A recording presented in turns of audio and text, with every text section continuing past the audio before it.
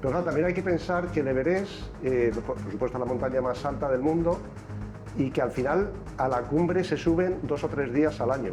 Y la primera gran montaña que subí, el primer 8000 que subí, lo subí muy jovencito, con apenas, yo creo que tenía 22 años. Meterte a hacer un trabajo profesional y dar cierta garantía de que vas a ser capaz de poder llegar a 8000 metros grabando.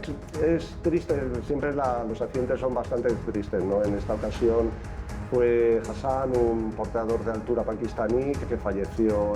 Tuvo un accidente en el peor punto que podía haberlo tenido en el cabo. El fotógrafo tiene que ver la foto antes de hacerla, ¿no? En ese momento, ¿no? Entonces hay que entrenar mucho la mirada. Fotografía normal, una fotografía más o menos bonita, a una fotografía con alma, ¿no? Caí en una grieta y me tocó pasarme toda la noche metido en una grieta. Y ese quizás sea el momento en el que, bueno, más, más cerca he visto ahí un desenlace terrible. La aventura es pues enfrentarte con algo desconocido. Bueno, pues es una pena porque el mundo es tan bonito y hay sitios tan bonitos para ver y disfrutar con ello que a todo el mundo enriquecería bastante. Bienvenido, Luis Miguel. ¿Cómo estás? Muchas gracias. Bien, muy bien. Gracias por venir a Espíritu Aventura, aquí para hablar un poquito con aventureros, espíritus inquietos como Un tú. placer, un placer. Echar un ratito. Tenía muchas ganas de conocerte más tranquilamente porque nos hemos visto algunas veces, pero hay tus historias y lo que tú has vivido, macho, creo que hace falta contarlo tranquilamente. Bueno. Oye, bueno, ¿quién es Luis Miguel? Cuéntame, para que la gente sepa. Bueno, pues básicamente soy una persona afortunada, me siento afortunada porque combino mis dos grandes pasiones, que son la montaña y mi trabajo con la cámara, tanto en el campo fotográfico como videográfico, como cámara, especialmente de altura. Bueno, pues como he dicho, una de mis principales pasiones es la montaña y he conseguido más o menos mezclar esas dos pasiones y estar el máximo tiempo posible donde quiero estar, que es la montaña. Ahora consigues estar, o sea, tu trabajo full time es como cámara y videógrafo en expediciones, en proyectos. Sí, no siempre en expediciones, lógicamente tengo que hacer otro tipo de trabajos, pero bueno, siempre con la cámara. O sea, mi trabajo desde hace pues ya un montón de años es trabajar principalmente como videógrafo, editor, realizador y fotógrafo.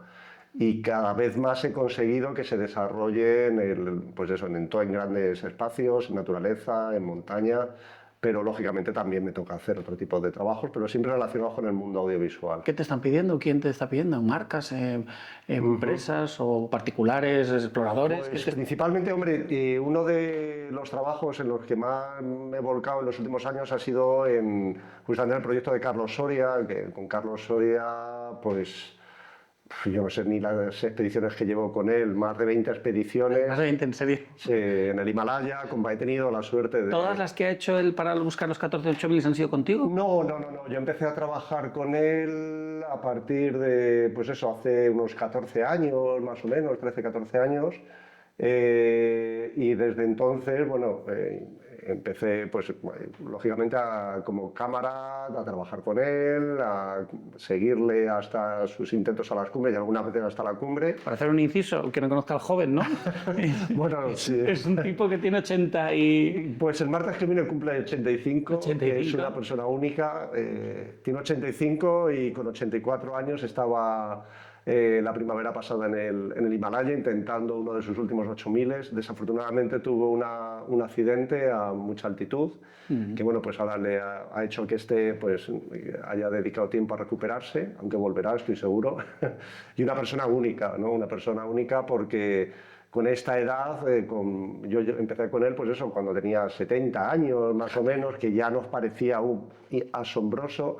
Pero claro, pasan los años y sigue, y llega a los 80 y sigue. Su objetivo es hacer los 14.000 Sí. ¿Y le faltan? Le faltan dos realmente, el Dhaulagiri, que es bueno, pues el que más tiempo ha empleado. Yo con el Dhaulagiri, en el Dhaulagiri yo he estado con él 10 veces. ¡Hola! Él ha estado 14, ha hecho 14 intentos y yo con él he estado 10 veces. Una vez nos quedamos muy cerquita de la cumbre, a 8000 metros. Y bueno, también he tenido la oportunidad de llegar a cumbres con él, la cumbre del Kanchenjunga, la tercera montaña más alta de la Tierra, una montaña única de la Annapurna. Hemos compartido también el Amada Blanc, que sin ser un 8000 es una montaña bellísima. Y bueno, pues realmente estar con Carlos es una maravilla, y con Sito, que es el tercer miembro del equipo, que también es un compañero que ha estado con nosotros todos estos años y que también es una maravilla trabajar con él. Entonces, bueno, mi cometido ha sido trabajar un poco en la comunicación de estas expediciones de Carlos, ¿no? También. Acompañándole con la cámara, haciendo la fotografía, haciendo el vídeo y luego, pues desde el campo base, editando las piezas que teníamos que mandar para la comunicación, ¿no? Porque hoy en día, claro, la comunicación En directo, claro. prácticamente, o sea, ha cambiado radicalmente, ¿no? Desde hace años en los que se rodaban documentales y bueno, no se veía el contenido hasta pasados los meses.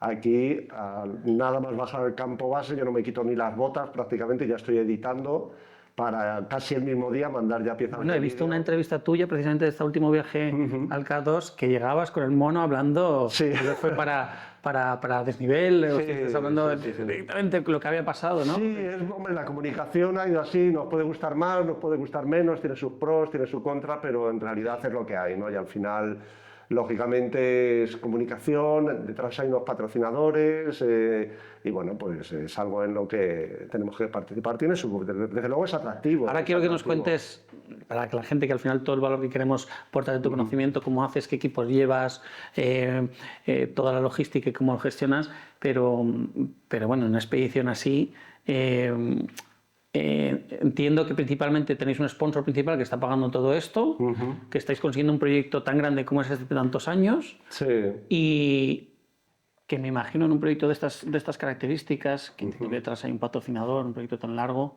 estás ahora mismo tú solo a nivel audiovisual, ¿no? En el equipo normalmente suelo ir yo solo encargándome pues de esto, de la comunicación, ¿no? Hay veces que ha habido más presupuesto y ha podido venir más gente, pero normalmente al final, como se va definiendo el mercado en los últimos años, pues bueno, pues me toca ir a mí y bueno, pues cubrir toda esta parte de la comunicación, de la postproducción, de la edición, la fotografía y un poco pues hacer todo este trabajo. Yo que veo un poco con distancia el mundo del alpinismo, porque yo no me considero alpinista y me parece increíble lo que hacéis, ¿no? Quiero saber un poco tu opinión en toda esta vorágine y cada vez más popularizado lo de alcanzar las grandes cimas. ¿Qué opinas de esta polémica, de estas grandes colas que vemos ahora pues para llegar a esas cimas que hace poco hay? ¿Cómo gestionáis eso, no? Es complicado, la verdad que, hombre, a nadie le gusta ver esas colas, ¿no? Lógicamente siempre chirría un poco el ver las colas en el Everest. Y sí es verdad que en los últimos años, pues, el mercado se ha desarrollado de una manera, sobre todo, impulsado por las agencias nepalíes, que han crecido mucho, ha cambiado el mercado y, bueno, han pasado, pues, de ser porteadores a ser guías de montaña y a tener grandes empresas que guían a la gente y la guían muy bien hacia las grandes cimas, ¿no? Esto ha hecho que en cierta manera se facilitara, se fuera más accesible y que subiera el mercado y haya más gente, ¿no? En el caso del Everest, claro, nosotros vemos una cola muy grande de gente porque va aumentando cada vez, pero también no tenemos solo en el Everest, ¿no? Creo que principalmente en el Everest. Ha habido, por ejemplo, en el K2, estos 2 últimos años, ha habido un pequeño amago de que ocurriera, pero no llega a ser ni mucho menos lo que es el Everest. Pero claro, también hay que pensar que el Everest, por supuesto, es la montaña más alta del mundo y que al final a la cumbre se suben 2 o 3 días al año. Porque la ventana de buen tiempo del Everest, que suele ser a finales de mayo, se concentra en menos de una semana. Entonces, toda la gente que quiera subir al Everest tiene que subir en 2 o 3 días al año. Eso que hace que, lógicamente, toda esa gente tenga que subir esos 3 o 4 días que es posible subir al Everest, ¿no? Si, por ejemplo, de todo el mundo que quiere subir a la Neto en el año tuviera 3 días para subir a la Neto, no podríamos imaginar la cola que se formaría, ¿no? Esto quiere decir que, bueno, que es algo que hay que gestionar, pero que hay que tenerlo en cuenta. O sea, que no es todo el año, no es todo el año colas de gente subiendo a la Everest, sino que realmente son 3 días al año. Y lo que pasa es que, bueno, las imágenes siempre son muy impactantes, ¿no? Siempre son muy impactantes. Y es verdad que en las grandes montañas ha cambiado sobre todo por esto, lo que comentaba, ¿no? Porque al final las empresas, las agencias nepalíes, pues han crecido mucho y han cambiado un poco ese negocio, ¿no? Tú te has subido unos cuantos 8000, ¿no? Hombre, a la cumbre 4, que luego me ha tocado estar en muchos. Cuéntanos un poco tu currículum, ¿no? ¿Por dónde has Yo, la verdad, que vamos, la primera gran montaña que subí, el primer 8000 que subí, lo subí muy jovencito, con apenas pues yo creo que tenía 22 años, Wow. hace ya bastante tiempo, más de 30 años. Y fue el G1, el Hidden Peak, una montaña de Pakistán, del Karakorum, que es una montaña muy bonita. Lógicamente, hace más de 30 años subir a esta montaña era totalmente diferente, no tenía nada que ver con lo que se ve hoy en día en esas montañas. Y para mí, la verdad, que divisar la cumbre, el horizonte del Karakorum desde la cumbre del Hidden Peak fue algo que me impactó mucho, ¿no? Y me atrajo mucho. Yo luego, después de subir esta montaña, intenté el K2 también a los pocos años, pero enseguida, justamente yo creo que fascinado por ese horizonte de montañas que veía desde la cumbre, montañas que no eran de 8.000, que eran de 7.000 y 6.000 metros, pero que era un océano de montañas a las que prácticamente no iba nadie, pasé muchos años yendo a este tipo de montañas de 6.000 o 7.000 metros, a los que pues, la gente no iba, casi muchas veces no tenían ni nombre, y bueno, pues realmente era lo que más me gustaba, ¿no? Luego, debido a mi trabajo, pues retomé el tema de 8.000 por la demanda de, bueno, de realizar mi trabajo en altitud, ¿no? Y por eso empecé con Carlos Soria. Con Carlos Soria empecé otra vez con los 8.000. Con él tuve la oportunidad de subir el Kanchenjunga, de subir el Annapurna, como había dicho, de estar muchas veces en el Dhaulagiri, incluso a 8.000 metros, en otras montañas como el Sisapama. Y luego, por ejemplo, en la última montaña que he subido, la gran montaña que he subido fue este verano, que fue trabajando también para una expedición rusa, que bueno, pues se pusieron en contacto conmigo porque querían hacer un documental en el K2. Tenía un equipo de cámaras, pero que no iban a pasar del campo base y necesitaban una persona pues, que estuviera dispuesta a intentar llegar a la cumbre filmando, ¿no? Entonces, además fue muy gracioso porque el director de la agencia me mandó un email diciéndome que, bueno, que nos habíamos conocido el año anterior en el Karakorum y tal, conocía un poco mi trabajo. Me dijo, queremos hacer un documental en el K2. Dice, ¿podrías ir a la cumbre a grabar? Ante esta propuesta, pues es algo muy directa y sobre todo que nadie puede filmar, o sea, nunca puedes comprometerte a hacer un trabajo profesional a priori en una cumbre de 8.000 metros, porque ni el mejor alpinista sabe si va a ser capaz de llegar a una cumbre, ¿no? Entonces, con mucha diplomacia, la verdad que le contesté que, bueno, que yo me sentía físicamente preparado, psicológicamente, que creía que tenía la experiencia necesaria, pero que la última palabra la tendría el K2, ¿no? y dijo, bueno, pues venga, te pongo con la directora del documental a hablar y ya habláis vosotros. Es que sois admirables porque, digo, siempre es como bueno, el clásico ejemplo de Jesús Calleja, ¿no? Y que aquí en nuestra familia Ruteon tenemos a Emilio Valdés, nuestra cámara de aventuras, y claro, hace todo lo que hace él y además grabando. Entonces, este es tu caso, ¿no? Porque no habrá tantos que realmente hagan cumbres como estas. Y encima grabando, ¿no? Hombre, se reduce, la verdad que se reduce. Sobre todo, yo creo que con un poco el desarrollo de la tecnología hay más gente que, bueno, pues que graba con cámaras de acción, que graba incluso con el móvil, pero al final un trabajo profesional, pensado desde un punto de vista profesional, realizado y, bueno, teniendo con cabeza, ¿no? Pues es más complicado, ¿no? Y sobre todo, bueno, pues estar acostumbrado a trabajar en altura, en esas condiciones y dar cierta garantía de que vas a ser capaz de poder llegar a 8.000 metros grabando, que luego, como decía, nadie puede firmar, yo no puedo firmar que voy a llegar a la cumbre porque, bueno, pues te puede pasar de todo, ¿no? Como a cualquiera. Pero tienes más garantías de poder llegar a la cumbre o a gran altitud grabando y sin dar problemas al equipo. Y de eso, si quieres, hablamos, porque creo que en ese viaje que estás hablando tuvisteis un incidente que llamó mucho los medios de comunicación, ¿no? Uno de los integrantes de otro equipo, ¿no? Que falleció ahí, creo que antes de que tú llegaras. No sé, cuéntanos un poco tú cómo viviste. Sí, la verdad que fue una desgracia. Es triste, siempre los accidentes son bastante tristes, ¿no? En esta ocasión fue Hassan, un porteador de altura pakistaní que falleció pues a gran altitud, en el peor punto, tuvo un accidente en el peor punto que podía haberlo tenido en el K2, ¿no? Que es en una travesía muy expuesta debajo del Gran Serac del K2 a más de 8.000 metros, después de superar el cuello de botella. Tuvo una caída y se juntaron muchos condicionantes, ¿no? Lo primero, era una persona que no tenía experiencia para estar donde estaba, De hecho, un poco la orden que tenía era de bajarse, de abastecer el campo 3 y bajarse desde ahí. Y él un poco por querer, porque al final pues la gente local que trabaja en altura quiere aumentar su currículum para conseguir más dinero, para lógicamente, y veía tan cerca la cumbre del K2 que decidió por su propia cuenta de riesgo ir hacia la cumbre del K2, ¿no? Sin el equipo necesario, sin la experiencia necesaria, tuvo una caída fatal en este punto. Y muy debido al equipo que llevaba, un equipo muy eficiente de ropa. Normalmente a esta altura se lleva un buzo de plumas para superar esta temperatura, y este hombre son prendas muy caras, y este hombre, que no iba a ir a la cumbre, llevaba un equipo en 2 piezas, ¿no? ¿Pero eso tiene que ver con la caída? Sí, cayó boca abajo, y entonces la parte de arriba de la chaqueta se vino hacia la cabeza y se quedó totalmente descubierto. Con lo que quedó con más de 1 hora colgando boca abajo a más de 8.000 metros en mitad de la madrugada, una temperatura bajísima, y bueno, en lo que se quiso izar el cuerpo y recuperar el cuerpo, estaba ya el hombre, pues... ¿Pero cómo gestionas eso, Luis? Es decir, porque tú pasaste al lado del cadáver. O sea, es decir, nosotros pasamos al día siguiente, donde lógicamente ya era estaba el cadáver. Un cadáver, ¿no? Sí. O sea, emocionalmente o racionalmente en ese momento tienes claro hasta dónde llegas, tu objetivo. ¿Cómo es esa situación? Pues son situaciones muy duras. La verdad que, bueno...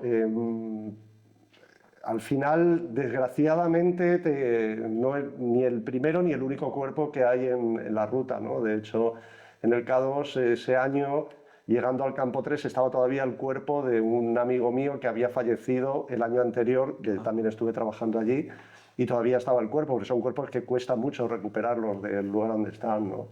Entonces, pues hombre, es un impacto muy fuerte, lógicamente, el encontrarte cadáveres, lógicamente, en este punto. ¿Tú en ese momento piensas, tienes claro hasta dónde llegas, que no puedes, sabes qué información tenéis? Pues hombre, luego ese cuerpo se deja ahí. Ese cuerpo sí, o sea, realmente para bajar ese cuerpo hay que organizar una expedición especial para poder bajar el cuerpo. Porque en el caso de Hassan, está en un lugar muy, muy complicado, en un lugar en lo que es muy, muy difícil recuperarlo, y sobre todo muy expuesto. Está en una travesía debajo de un gran serac que en cualquier momento puede caer. Entonces, simplemente estar ahí parado ya tienes riesgo de sufrir un accidente. Entonces, hay que preparar un equipo potente, muy fuerte, con el único objetivo de ir y recuperar el cadáver, ¿no? En el caso, por ejemplo, el amigo que había fallecido el año anterior, Ali Akbar, un chico afgano, la mujer preparó este año, un año después del accidente, una expedición para recuperar el cuerpo, ¿no? Y lo recuperaron, finalmente lo recuperaron, pero es un esfuerzo muy, muy grande, realmente, y no es fácil. Qué extremo me parece, ¿eh? El tema de llegarnos, a veces da la sensación, y desde fuera te preguntaré, la gente que muchas veces desde su sofá, ¿no?, critica o cuestiona estas gestas tan extremas. Sí, es complicado, yo lo entiendo, que desde fuera es complicado. En el caso de Hassan, por ejemplo, además hubo imágenes muy impactantes, grabadas con un dron, en las que la gente llegaba, se encontraba el cuerpo y saltaba directamente el cuerpo para continuar, ¿no? He leído, ¿no?, de un brasileño que intentó atenderle y lo único que recibía era: perdona, ¿me dejas pasar? Sí. Justamente, además, es colega mío porque es también cámara de altura, y bueno, hemos coincidido alguna vez, y fue junto con otro Sherpa, recuperó el cuerpo y estuvo atendiéndolo, intentando recuperar. Pero es que realmente el lugar donde están... o sea, es una repisa que apenas tiene espacio para dar un paso detrás de otro, ¿no? Entonces realmente no se puede parar uno. Y encima tienes el serac que se puede caer en cualquier momento. Entonces cuando llegas a ese punto no te puedes parar, realmente tienes que continuar. O darte la vuelta o continuar, pero no quedarte. O sea, no te puedes quedar. Entonces, lógicamente, cuando llega la gente tiene o bien que saltar el cuerpo y seguir para arriba, o bien irse para abajo. Pero desde luego, quedarse ahí no se puede quedar. ¿Y qué le decimos a la gente? ¿Cómo le explicamos esa lucha, ese desafío personal de llegar, de ponerte tan al límite, ¿no?, que a veces los aventureros somos un poco locos? Sí, hombre, yo creo que hay que... Mucho ego ahí, ¿qué hay detrás, no? Hay que intentar no llegar a esos extremos. O sea, mi forma de ver la montaña no es tan épica como para poner en juego tu vida, ¿no? Está claro que tu vida, estás en un entorno que siempre puede pasar cualquier cosa, pero siempre tienes que ir a disfrutar. La montaña es un lugar para disfrutar, ¿no? Y no para morir, ni mucho menos, ¿no? Entonces tienes que ser consciente de dónde vas, ir lo suficientemente preparado técnicamente, físicamente, equipo, darte la vuelta cuando te la tengas que dar sin poner en juego tu vida ni mucho menos, y cuando vayas a la cumbre que tengas la garantía no solo de que vas a subir, sino de que vas a bajar bien y que no vas a poner a nadie en riesgo, ¿no? Porque tú puedes tener un accidente, te puede pasar algo y no eres tú solo, sino que además puedes poner en riesgo a gente que te quiera ayudar, ¿no? Entonces yo creo que al final pues hay que valorar todo eso y saber tomar decisiones. Por eso a veces la idea que desde fuera la gente tiene, o algunos, ¿no? de que la gente, los alpinistas, grandes alpinistas, como un grupo cerrado de gente con mucha experiencia que mira muy bien con quién va, la experiencia que tiene, pone muchas trabas. No te voy a decir elitista, ¿no? Pero que... No, hombre, es normal, el compañero es muy importante, porque al final pues el compañero pones tu vida en sus manos y él pone la suya en las tuyas, ¿no? Entonces es muy importante, claro, la persona con la que vas a ir, ¿no? Y cuanto más comprometida sea la ascensión, pues mejor tienes que seleccionar con quién vas, ¿no? Entonces, bueno, siempre es, claro, es una decisión complicada. Oye, vamos a ir a tu curro, a tu trabajo. Cuéntanos, danos para la gente que nos sigue, ahora, hoy día todo el mundo graba, el mundo audiovisual está presente en cada cosa que hacemos, y lo maravilloso que tú tienes es que además de subir esas cumbres, grabas. ¿Cómo grabas? Danos algunos consejos para la gente que quiera grabar en montaña. ¿Cómo lo haces? ¿Recomendaciones? Pues ¿Equipos? sí, sobre todo hay que gestionar muy bien el trabajo, sobre todo cuando estás en grandes montañas y a gran altitud, ¿no? Entonces, sabes que por un lado estás en un entorno en el que los equipos sufren mucho y por tanto tienes que tener mucho cuidado de que el equipo no deje de funcionar a nivel de baterías, a nivel de electrónica, proteger las cámaras, proteger todo tu equipo y gestionar muy bien el uso del equipo, ¿no? Es decir, yo siempre, por ejemplo, y especialmente en altitud, pienso mucho cuando voy a grabar.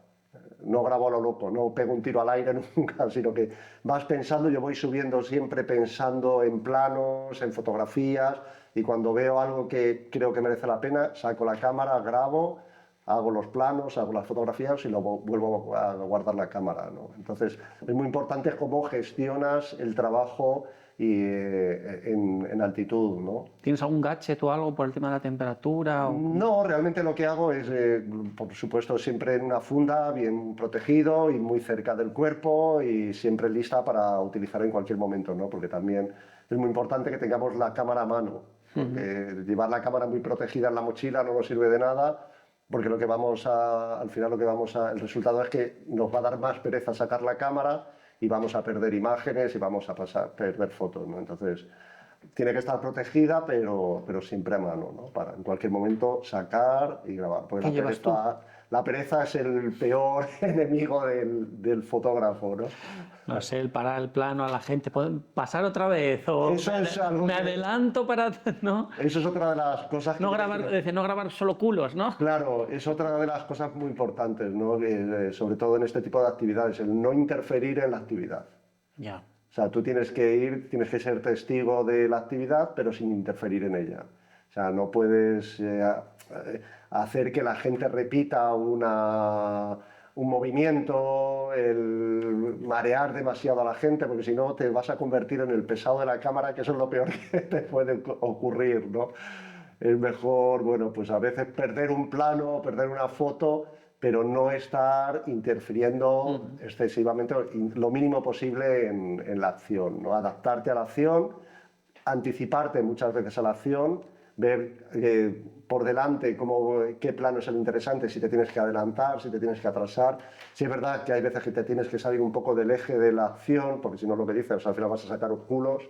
Y claro, al final, yo cuando voy mirando la acción, lo que estoy viendo es dónde está ese momento en el que pues mis compañeros se van a desplazar a un lado, se van a recortar contra el cielo y va a ser una composición más estética, ¿no? Y yo creo que eso es lo que diferencia realmente, pues eso, el trabajo de un cámara profesional al de una persona pues, que lleva al final el móvil o la GoPro y esté todo el rato ahí sacando lo que puede, ¿no? La fotografía y la realización. La fotografía, la composición, claro. O sea, al final yo siempre estoy pensando, estoy subiendo, pero estoy pensando en composición, en componer el plano, las líneas, leyendo las líneas del lugar, eso es lo clave. ¿Qué equipo llevas? ¿Qué equipos llevas en estos viajes? Pues normalmente llevo, en una expedición llevo a lo mejor un par de cámaras, la principal, una cámara full frame, porque me gusta trabajar con full frame. ¿Cuál es? Yo normalmente siempre trabajo con Lumix, porque además, bueno, pues soy embajador de la marca de Lumix. Hombre, siempre se habla bien cuando eres embajador de una marca, lógicamente, pero sí. Independientemente de eso, es verdad que es un equipo que en expedición y en altura da un resultado buenísimo. A mí, al final, me ha respondido muy bien en condiciones muy, muy extremas, ¿no? Por ejemplo, en la cumbre de la Annapurna con Carlos Soria, en condiciones muy extremas en las que yo pensaba que la cámara no iba a funcionar, con una GH4, ya un poquito antigua de Lumix, la saqué y funcionó perfectamente. Este año en la cumbre del K2 con una GH6 la saqué, funcionó perfectamente durante media hora grabando en unas condiciones muy duras, ¿no? Entonces, lógicamente da mucha garantía, ¿no? ¿No tienes congelaciones? ¿No se te empañan lentes al sacar las meterlas de abrigos? ¿Cómo gestionas eso? Es complicado porque ese es el peor enemigo, sobre todo en la altitud, en la extrema altitud, cuando ya vas hacia la cumbre. Por ejemplo, este año en el K2 yo tuve que grabar algunos planos, quitarme los guantes para grabar en la cumbre del K2, ¿no? 8.611 metros, sacar un momentito los guantes y poder, porque yo además trabajo siempre manualmente, el foco manual, todo manual, para no gastar baterías, para tener más control de la imagen. Y entonces, eso un poco por tu experiencia ya tienes que saber hasta qué momento puedes apurar para que no provocar una congelación, ¿no? Sí es verdad que hay veces que bajas con las manos medio dormidas y ahí con un poquito ya que empieza a cambiar un poquito el color, pero sabes hasta qué punto puedes apurar para que eso no se convierta en una congelación y en una congelación seria, ¿no? Pero sí es verdad que sufren, o sea, las manos al final, las manos que tengo, yo creo que deja huella, se ven las huellas del trabajo en altura en las manos, ¿no? De principios de congelación, ¿no? De estar ahí en el límite, ¿no? Porque sufren bastante, ¿no? Pero bueno, entonces, por lo que veo, cámaras, las GH5 que usas, GH6, las Lumix, llevas cámaras de acción, sí, drones. Llevo cámaras de acción. De hecho, normalmente llevo una cámara de acción colgada del cuello. Normalmente llevo con un Cordino una cámara de acción para en cualquier momento poder sacarla y poder grabar. Especialmente vienen muy bien estas cámaras de acción cuando hace muy mal tiempo. O sea, cuando hace muy mal tiempo, mucha ventisca y tal, pues te resulta más fácil trabajar con ella, ¿no? Entonces es un complemento bueno. Lo que pasa es que, lo que decía, este año, por ejemplo, llegando a la cumbre del K2, a 8.400 metros por ahí, las que llevaba dejaron de funcionar directamente. O sea, ¿sí? Pones a prueba, es un test muy fuerte el que sometes el equipo. Entonces tienes que tener una confianza total en el equipo que llevas. ¿Es un tema de frío, de temperatura, sí, afecta un poco todo, el frío y la altura, lógicamente, las condiciones un poco del ambiente, de presión, de todo, afecta muchísimo. ¿Drones? Dron también. ¿Se lleva? Sí, ¿aguantan esas alturas? El dron, claro, depende mucho en altitud de las condiciones. Tienen que ser condiciones muy buenas. Yo he llegado a volar con el dron a 7.500 metros. ¿Qué dron?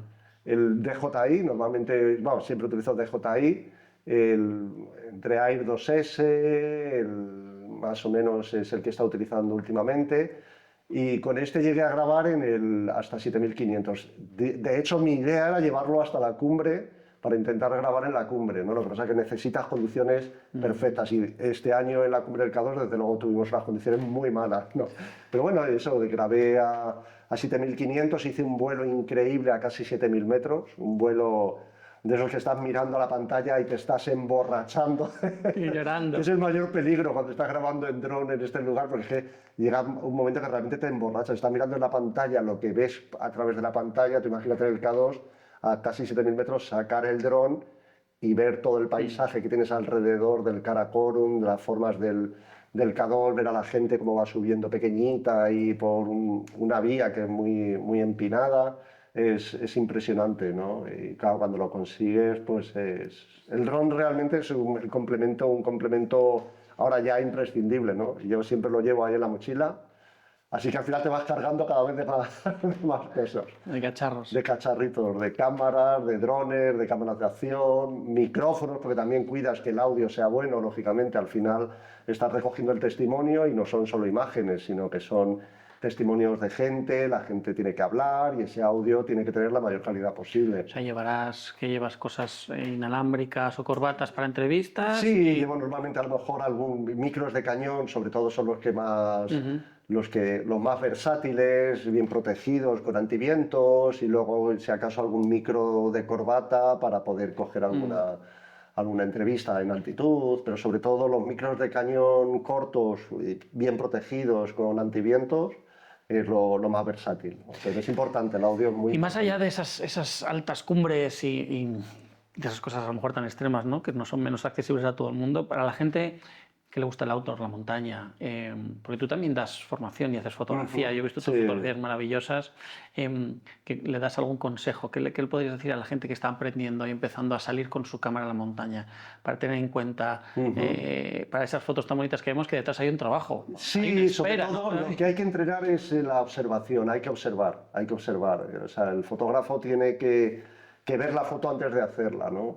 Y es algo que puede parecer obvio, pero yo lo veo cuando voy en viajes o expediciones con compañeros que a lo mejor no tienen esa visión fotográfica y no son muchas veces conscientes del espectáculo en el que están, ¿no? Entonces, tanto de luz como de sombras o lo que se esté produciendo en ese momento, ¿no? Entonces hay que entrenar mucho la mirada, la sensibilidad para interpretar el paisaje y la luz. Lógicamente la luz es todo, o sea, realmente la fotografía es luz, entonces lo que hay que buscar son esos momentos de luz. Paisajes bonitos, por supuesto, pero sobre todo, casi más importante que el paisaje es la luz, porque es lo que cambia totalmente una fotografía, de que sea una fotografía normal, una fotografía más o menos bonita, a una fotografía con alma, ¿no? Es esa pincelada maestra que muchas veces regala la naturaleza en la última hora del día, ¿no? Y que dices, ahora saco la cámara y ahora fotografío, ¿no? Ese momento, ¿no? Que muchas veces cuando la gente se va es cuando empieza ese atardecer, esa hora mágica, ¿no? Ese amanecer, levantarse antes para llegar al sitio en el momento bonito, aguantar un poquito más, ¿no? Eso sobre todo, aguantar, porque muchas veces estas horas doradas, tanto del amanecer como del atardecer, son secuencias muy largas de luz, en las que hay muchas variaciones de luz. Entonces, muchas veces pues, la gente ve el amanecer o ve el atardecer, hace la foto y dice, ¡ay, qué bonito! Venga, vámonos ya. Pero realmente la clave está en devorar toda esa secuencia de luz, ese cambio de matices y encontrar en toda esa trayectoria de luz el momento más mágico. Incluso sin llegar a eso, si me permites, la gente intenta buscar el mediodía, a la media tarde, para hacerse la ruta de fin de semana, en el momento de mayor afluencia de gente, el sol arriba del todo, sí. Y a lo mejor esos momentos más especiales es precisamente cuando hay menos gente, ¿no? Sí, además es que coinciden con horas delicadas, ¿no? El amanecer muchas veces da pereza, levantarse muy temprano a ver el amanecer. El atardecer lo mismo, es cuando empieza a bajar la temperatura, cuando la gente, en caso de las expediciones, cuando estamos en el campo base, coincide con la hora de la cena, que es terrible. Entonces, todo el mundo se va a cenar y yo muchas veces me quedo ahí, me toca cenar frío, incluso a veces quedarme sin cenar, pero apurando todo ese atardecer, ¿no? En cambio, a mediodía, pues bueno, pues es más fácil, ¿no? Salir y hacer fotografías, aunque la luz sea terrible. Oye, Luis Miguel, cuéntame lo más extremo que has vivido, algo que te haya impactado en tus experiencias y tus viajes. En cuanto a condiciones complicadas... Personalmente, a ti, ¿qué te ha ocurrido? ¿Qué has dicho? Yo realmente, no he tenido grandes incidentes. Sí que de joven, cuando era muy jovencito, tuve un accidente en los Alpes, me caí en una grieta y me tocó pasarme toda la noche metido en una grieta. Y ese quizás sea el momento en el que, más cerca he visto ahí un desenlace terrible Cuéntanos cómo fue eso. Pero bueno, al final sobreviví a esa noche metido en una grieta, bajando en los Alpes después de estar escalando. Además era invierno, un invierno muy frío. Bajábamos, me colé en una grieta, caí más de la cuenta, mi compañero no pudo pararme y bueno, y una vez que me caí no hubo manera de poder salir de la grieta, además era tarde. Y bueno, pues lo único que pude hacer es bajar al refugio y pedir ayuda y tal, pero claro, no sé, el rescate no se produjo hasta el día siguiente, hasta la mañana, ¿no? Porque me tocó pues chuparme unas 10 horas metido ahí dentro toda la noche. Y bueno, quizás ese sea el momento que he tenido un poquito más. ¿Cómo fue? Más complicado. ¿Pasaste una noche entera en una grieta? Sí, no es agradable. Pasando un poquito de frío, imagino. Un poquito, sí, sí. No fue nada agradable, ¿no?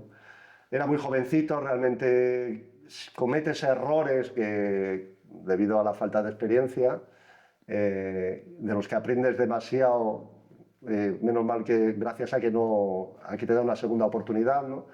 Pero realmente quitando eso no he tenido, por parte mía o de mi equipo, no he vivido accidentes o bueno, fallecimientos. Siempre ha sido a lo mejor en otros equipos, eso sí que suele ser tristemente habitual, ¿no? Que en una expedición en la que coincides con varios equipos, normalmente siempre se produce algún accidente y muchas veces accidentes mortales, ¿no? Entonces, cuando hay un accidente mortal, pues siempre, bueno, pues es terrible, ¿no? Lógicamente. Y sí es verdad que, bueno, en las altas montañas, cuando se juntan varios equipos, pues hay más posibilidades de que ocurra, ¿no? Oye, ¿dónde podemos ver los vídeos que haces, los docus? Pues yo la Porque verdad. ¿lo estás haciendo para producciones extranjeras? Claro, sí, ahora mismo he estado en el K2 trabajando para esta productora rusa, que bueno, pues estará haciendo ahora la postproducción. Con Carlos, todo el material de Carlos hasta ahora se ha utilizado para comunicación de las expediciones. Eso es de BBVA, ¿no? ¿O es de... Fue el origen, al principio el primer patrocinador fue BBVA, pero luego han ido pasando otros patrocinadores. ¿Y son de las empresas? ¿O? Sí, de diferentes empresas, bueno, pues pasó Telefónica, pasó Correos, pasó incluso IFEMA, pero todo ese contenido se sigue manteniendo hay un canal en YouTube de Carlos, de Joshua Carlos Soria, que se sigue manteniendo ahí todas esas piezas de vídeo, ¿no? Que en el futuro, bueno, pues el plan es que se haga algo más, que se vaya a hacer algo más. A ver si las podemos incorporar a Router, nos encantaría contar con él. Pero ahí está, ¿no? Y luego, por ejemplo, con el que trabajo también mucho es Juan Sebastián Álvaro, que en su día trabajé en la época de Al filo de lo imposible y que hoy en día todavía con él y su hijo Javier Álvaro, con su productora, con Salombas, sigo trabajando y colaborando mucho. De hecho, el último trabajo que he hecho lo he hecho con ellos en Patagonia, con el Grupo Militar de Alta Montaña. Tuve la oportunidad de acompañar al Grupo Militar de Alta Montaña al campo de hielo sur y hacer una ascensión muy bonita también, y junto con el ejército chileno. Y bueno, pues ese ha sido el último trabajo, ¿no? Estuve un mes y medio allí y también se está ahora postproduciendo un documental que supongo que no se tardará mucho en ver. Y así andamos, trabajando todo, aventura, ¿no? Todo lo que podemos. Me gusta acabar un poco la conversación preguntándote qué es la aventura para ti, ¿no? Porque para cada uno al final significa una cosa y que a veces no es fácil de definir, pero ¿qué es para ti la aventura y qué crees que la aventura puede aportar a la gente, ¿no? Bueno, pues yo creo que la aventura al final, la aventura es pues enfrentarte con algo desconocido siempre, ¿no? Con algo, bueno, con ilusión y con ese afán de descubrimiento, ¿no? Ya sea en montaña o en cualquier otra faceta, ¿no? Para mí, lo decía antes, ¿no? En las expediciones o los viajes que yo he hecho por mi propio gusto, siempre he buscado un poco eso, ¿no? Antes, cuando me planteaba ir a una montaña, no era tanto ir a una montaña de 8.000 metros, sino bueno, pues buscar un valle de estos perdidos en el Karakorum o en el norte de Afganistán o en Asia Central, y buscar ahí, complicarte un poquito la vida en una montaña que no tiene ni nombre, pero que ese componente de aventura lo tienes desde el momento antes de salir de casa, ¿no? Porque ya lo estás disfrutando pues investigando y pensando un poco, soñando en lo que te vas a encontrar, ¿no? Ahí sí que hay ese componente realmente de aventura y de descubrimiento, ¿no? De la ilusión por descubrir algo. Y cada día que pasa descubres algo nuevo, ¿no? ¿Y por qué crees que eso, qué valor nos da a la gente, ¿no? ¿Crees que eso puede aportar algo a las personas? ¿Esa idea o es una cosa de los locos que estamos No, hombre, yo creo que a todo. Lo que pasa es que, bueno, hay gustos para todo el mundo. Yo he llegado ya a un momento en mi vida, yo antes decía, yo no comprendo a la gente que está en su casa, que no quiere salir de su casa y solo quiere ver la tele o ir al centro comercial, pero ya a estas alturas de la vida digo, bueno, hay gustos para todo. Que cada uno disfrute con lo que quiera. Y si uno disfruta viendo la tele o yendo al centro comercial, pues estupendo, ¿no? Pero yo creo que lógicamente que aporta porque al final el mundo es muy bonito, que el mundo es muy bonito. Ya hay muchas veces que cuando estoy en lugares fantásticos, en este tipo de lugares, y descubres un valle, pues eso, que casi no está ni cartografiado y lo ves y dejo de pensar que la mayoría de la gente se va a morir sin ver esto, ¿no?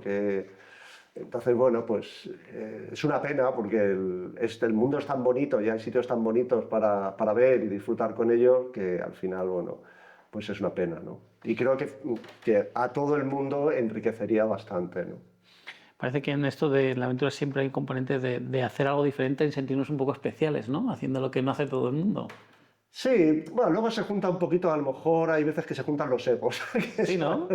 Yo creo que hay veces que se contamina un poco con los egos y bueno, ya se busca un poco el destacar y el figurar y hacer algo que pueda atraer a la gente, ¿no? Yo creo que al final lo que tienes que hacer es algo que realmente te apetezca hacer a ti, o sea, independientemente de todo y sobre todo de ir y estar donde tú realmente quieres estar, ¿no? Esto puede parecer muy obvio, pero sí es verdad que yo me he encontrado mucha gente en la montaña, que estaba en la montaña, en expediciones, intentando grandes montañas, y que estaba deseando subir y escaparse y volverse a su casa, a su ciudad y seguir con su vida, ¿no? Y estaba allí pues, buscando un poco ese hito para, bueno, pues, para completar un proyecto, para buscar un renombre o bueno, un poco de prestigio, ¿no? Pero en realidad no era donde quería estar. Y yo creo que eso es muy importante, ¿no? Estar donde quieres estar. Y si te apetece estar en el K2, pues estás en el K2. Y si te apetece estarte por ahí perdido, pues ahí. Pero disfrutar de lo que haces. Eso es lo más importante. Eso es lo que te llevas. Buenísimo, Luis Miguel. Muchas gracias. Nada, un placer.